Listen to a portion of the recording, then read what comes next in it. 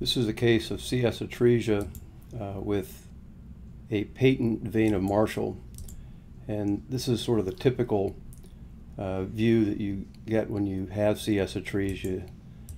You often see this network of veins. So when you see that, if you look for a patent vein of Marshall, and here we're using a standard shaped vein selector, and we've pulled the sheath, the 9 French sheath, back, and we're looking right around the sternoclavicular junction, and you probe around and puff a little contrast, and here you can see this vein that's heading down towards the coronary sinus.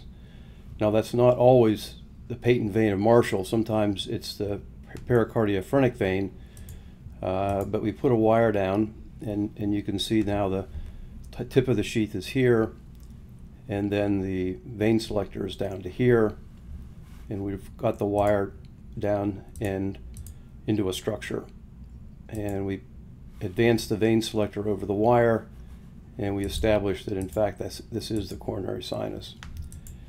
And so we tried to advance this 9 French sheath deeper into the patent vein of Marshall, but this is as far as it would go without really pushing, and indicating that the patent vein of Marshall was relatively small, and indicating again that probably not all the blood flow was going from the coronary sinus back up into the left subclavian. So we put a balloon down and did a balloon venogram, and you can see here's the CS atresia, here's Vuessen's valve area, here's where the patent vein of Marshall enters the CS, and then we have the great cardiac vein above Vuessen's valve. And there's a tortuous target vein up here, and we're not really seeing much down below. So we did an LAO venogram of the same patient, of the same, and you can see now, if you look over here, there's contrast flowing out into an atrial structure. And we then were able to advance a wire down into a vein down below, and initially we thought it was the middle cardiac vein, but when we cannulated it with a vein selector, we determined that it was actually a low posterolateral, and we were able to connect, advance a wire using the vein selector through the collaterals back up into this tortuous vein and back into the coronary sinus.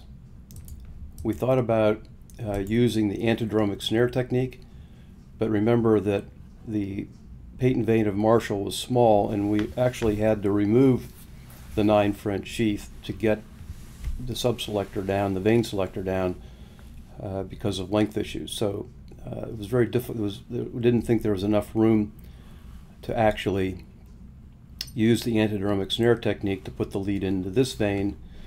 So we went out here to check, and we determined that the QLV out here was 190 milliseconds, and the pacing threshold was right around 1.5 to 2 volts at 0.4 milliseconds. So the QLV was better than we expected, and the thresholds were adequate, and the ability to get the lead coming in this direction into this other branch, given the size of the patent vein of Marshall, didn't seem like it was going to work. So we accepted this position, and now you can see the important thing is to have enough slack here around and back up, so that when the patient takes a deep breath, it doesn't pull the lead out.